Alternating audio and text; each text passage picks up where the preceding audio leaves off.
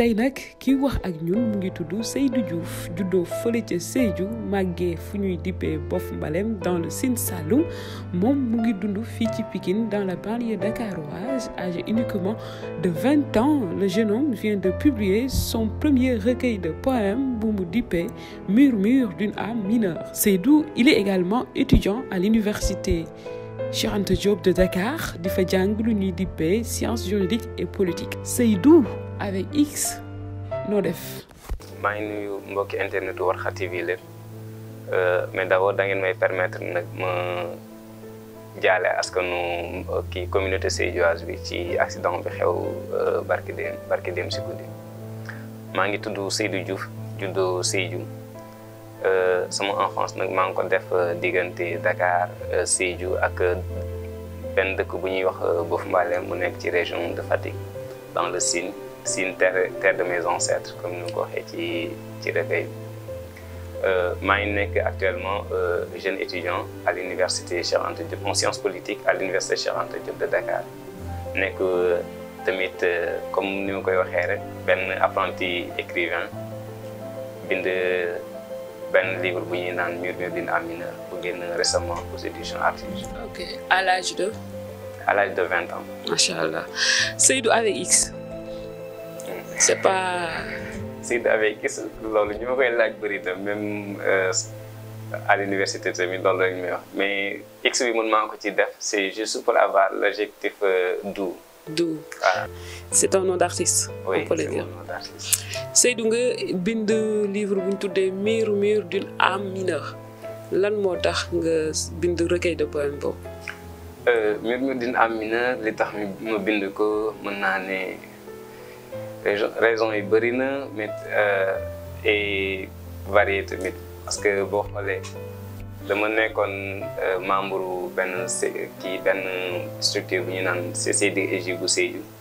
C'est-à-dire conseil consultatif départemental des enfants et jeunes de Sédhiou nekkoon tamit membre ay structures yu bëri yoo xamante ni dañuy xeex pour ñu mën a respecter les droits des enfants filles et garçons.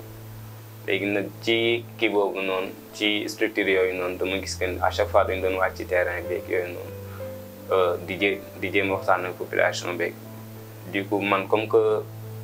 bind dafa yàgg a nekk sama passion parce que bu mu jógewoon foofu dama daan jaar parfois centre culturel bu Sédhiou bi dem jël fa livre bi parfois mu daan bind tamit du coup ma ne mu jël benn moment ma ne pourquoi pas ma boole ma mën a jël bind bi mettre ko à la disposition pour faire entendre des murmures muettes et des cris.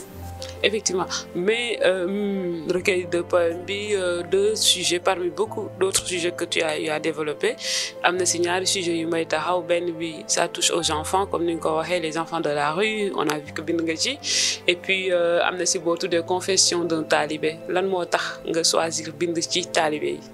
li tubaab bi naan je me suis mis dans la peau d'un talibé. man moom laa def je me suis mis dans la peau d'un talibé pour mën a exprimer yi nga xamante ni. taalibe yi nga xamante ni maa ngi leen di gis. maa ngi dem di waxtaan ak ñoom ñu ma koy wax te peut-être xëy na kenn da leen dégluwul et puisque comme que man maa dem ci ñoom ba ñu wax ma ko.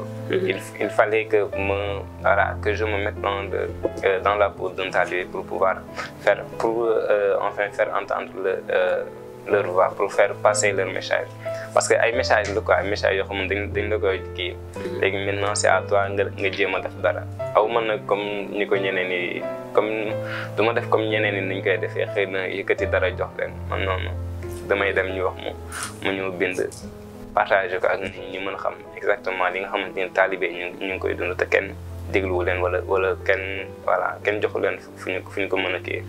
Seydou bu weesoo loolu gisaat nañ aussi beneen thème boo xam ne développé nga ko muy la situation des femmes. Tu as commencé par à celle que j'aimais di dugg si à ma future femme une plainte d'une exigée dafa doy. Quelle est la place de la femme dans ce livre-là, dans ce recueil de poèmes? damay naan li may wax rek la femme est au cœur du livre parce que boo xoolee livre bi man dama jàpp que ne ñett thème la mais am na bien vrai que am na ay thèmes yu bëri mais thèmes yi ci gën a fës mooy amour, les violences faites aux femmes ak les violences faites aux enfants parce que bokkul bu ñu naan les violences faites aux femmes et les enfants bokkul léegi bu ñu waxee nag amour nekkul pour góor ñi kese c'est bu ñu waxee amour jigéen man dama jàpp que ne bu ñu waxee amour jigéen moo tax ñuy wax te jigéen dafa nekk loo xamante ne la femme elle est sacrée la femme elle est sacrée malheureusement nag ñu bëri xamuñu ko situation bi bi jigéen yi di dund ci réewum Sénégal métti na trop parce que man li ma mënut a concevoir ba tey mooy que ni violence yi leen di kii yi ñuy subir à chaque fois. nekk na loo xamante ni yàgg na te ba tey ñu ngi naan il faut nous sommes au 21e siècle am na yenn yoo xamante ne war nañ ko mën a dépasser quoi. war nañ ko mën a dépasser. ok donc si parmi les violences wax nga ci excision jóge Sédhiou. est-ce que ça a été une réalité pour toi. excision dafa nekk benn phénomène boo xamante ne bu ñu xoolee ci Sénégal mën naa ne Sédhiou dafa bokk ci région yi nga xamante ne gën na ko bëri te Sédhiou c'est ma ville d'amour. comme ni ma ko waxee ci livre bi ba tey. mu nekk phénomène boo xamante ne bëri na fa trop sax poème bi maa ngi ko bind entre 2017 et 2018. année boobu dafa fekkoon ñu doon def ay sensibilisation ci thème boobu. léegi ñu déggoon que ni amoon na benn village boo xamante ne ci période de vacances la woon ñu jëloon ay ndax xale yu jigéen ñi fa nekkoon lépp def exilé mu nekkoon loo xamante daf ma métti woon léegi ma nekk pour man xaaral ma bind ko denc ko bi ma demee ba war a publier poème boobu dama ne poème bi moom foog ma boole ko ci livre bi comme ça nit ñi mën a xam exactement lan mooy kii parce que bu ñu waxee excision tamit man dama jàpp que ne benn kii la rek c'est un mal boo xamante ne comme li benn charge doon wax rek am na yenn pratique yoo xamante suñu maam yi ñu ngi ko doon def tey bu ñu dellu siwaatoon ñoom ñoom ñoo koy bannir seen bopp parce que nekkul loo xamante ñoom bu ñu ñëwee gis àdduna bi na muy doxee léegi dinañ xam ne que ne ñoom nekkuñu woon ci yoon daal en tout cas wala ñun li ñu doon def bon nekkuloon lu baax surtout sur le plan sanitaire nag dafa nekk loo xam ne mu ngi lor jigéen ñi en tout cas dafa doy moo jàkkaarloog plainte d'une excision et dafa doy yaa ngi ci wax ci wàllu viol yi ci wàllu féminicide yi comme le nom d'un collectif dafa doy déjà pourquoi le titre et le pourquoi nga xalaat ni war nga ci mën a wax pour dénoncer ces faits là dafa doy benn poème la boo xamante ne maa ngi ciy wax les violences que subissent les femmes dans la société sénégalaise. violence yi maa ngi naan violence yi dafa doy jigéen ñi comme ni ma ko waxee léegi nii rek jigéen ñi ñu leen di métital ci biir réew mi te kenn waxu ci. ñi ciy wax ñu leen di jàppee ay naan ñi dañoo dafa kii ñi ay féministes lañ. fii man dama jàpp que ne tout le monde est féministe. voilà. man dama jàpp que ne tout le monde est féministe parce que bu fekkente ne yow man li nga xamante ne yow doo ko def sa yaay doo ko def sa rakk nangu ñu def leen ko pourquoi nga koy def keneen boo demee ba di xeex loolu kon yow jàppal que ne tu es féministe man nag ñu bëri dañ may naan Seydou tu es féministe wala genre yooyu noonu man bu fekkente ne loolu mooy féminisme maanaam xeex pour xeex ak yelleefu jigéen ñi man xeex contre l'injustice aussi. voilà xeex contre l'injustice man bu fekkente ne loolu la man je dis que man dama leen naan je suis féministe. Féministe aussi jeune, c'est bien parce que dans ce pays-là, on ne peut pas ne pas être féministe. C'est ça que je dis souvent. Parce que c'est un pays où on voit souvent que les droits des femmes sont bafoués, des violences, des féminicides. Chaque jour, il y en a même ceux qui en font une comédie. Donc, d'où l'urgence de sensibiliser davantage. Nous devons sensibiliser les gens. Parce que voilà, nous devons savoir que les jigéen, comme la femme elle est sacrée. Doomu Adam moom moo ko def li mu doon mais yàlla ci suñu borom moom moo ko def parce que boo xoolee yàlla dafa jël bakkanu doomu Adama la ko dénk pendant 9 mois. pendant 9 mois mu dénk ko bakkanu doomu aadama xam nga ne loolu te pourquoi pas joxu ko góor ñi. damay naan souvent la femme elle fait partie des confidents du Seigneur. mais il y a d'autres violences yoo xam ne nii dafa mel ni moo koy teg boppam te pourtant dañ ko teg parce que ci perception bi société bi am ci jigéen la mooy tax ma wax ni mu dugg ci poème bi nga wax ci wàllum xeesal li nga xam ne jigéen ñi ñu ngi koy def te jàpp nañ ni violence la bu jigéen bi di def boppam mais def ko d'une façon délibérée parce que perception bi société bi am ci nit ku xees ak nit ku ñuul la lan moo tax tamit nga juger important de traiter ce sujet là. Poème boobu maa ngi ko tuddee non à la dénaturalisation de la peau. mu nekk poème boo xam ne maa ngi ko déjee sama benn xarit mu lay ñaan mu koy nuyu de passage. nekk benn jeune fille ñu bokk fële fi nekk à l'université de Dakar. parce que man dama jàpp ko ne comme ni nga ko waxee rek am na yenn violence yoo xam ne jigéen ñu ngi koy subir. nekkul ci seen coobare bopp parce que bu fekkoonte ne société bi dañu amoon benn regard bu positif ci sur la peau noire. kon je pense que yenn jigéen duñu jël di dem di jéem a changer seen peau di jéem a changer seen couleur wala yooyu noonu. mais comme que société bi dafa am noo xamante ni noonu lay doxalee da ngay gis fii nii ku benn jigéen bu xaw a am teint noir dañ leen naan yow yaa ngi ñu mel ni kër yi. et pourtant elle est belle comme ça. oui c'est beau. lan moo ci nekk ñun noonu la ko yàlla sàkkee. yàlla mënoon na ko jox benn peau jaune wala peau rouge wala peau clair teint clair yooyu noonu mais kii ko. bu ñuul la ko jox doon tege ni gënul yooyu waaye yooyu it gënuñu ko. waaw lépp benn la daal. dama jàpp que ne comme que yàlla noonu la ko def mu koy entretenir tamit ni mu ko war a entretenir waaw jarul tax ñu koy jéem a parce que ñu koy jéem a dindi quoi parce que philosophie sax dañu naan ça c'est le naturel il revient au galop. voilà muy noonu. mais aussi parmi les thèmes aussi balaa ñuy jeexal dinañ évoquer la mort wax nga à ma mort quand je ne serai plus là certainement parce qu'il y a eu des départs qui vous ont marqué.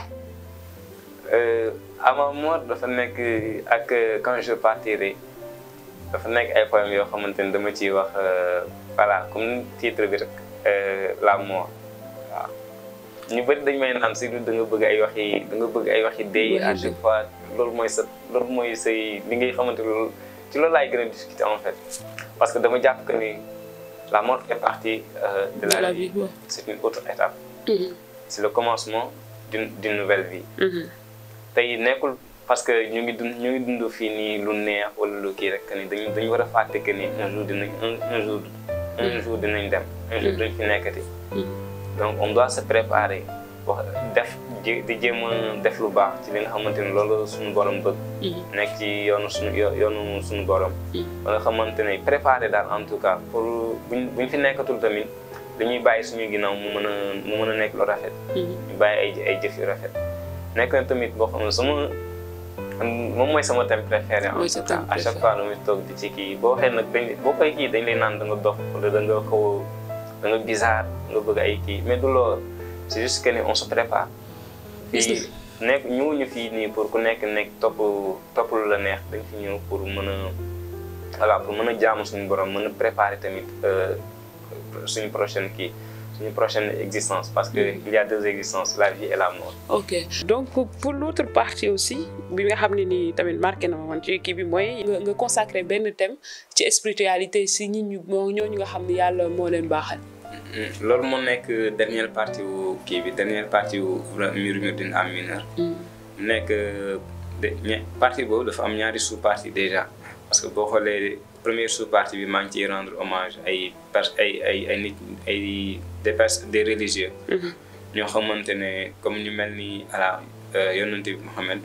paix salut sur lui ci benn poème boo xam ne maa ngi ko tuddee au premier aimé de Dieu. parce que nag ñun en tant que musulman tamit moom la ñuy kii.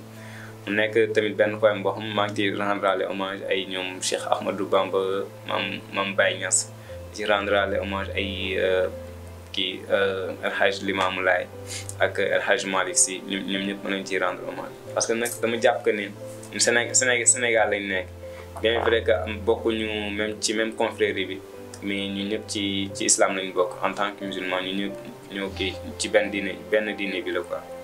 kon voilà man daal maa ngi noonu je me vois comme ni ma ko waxee ci avant propos bi.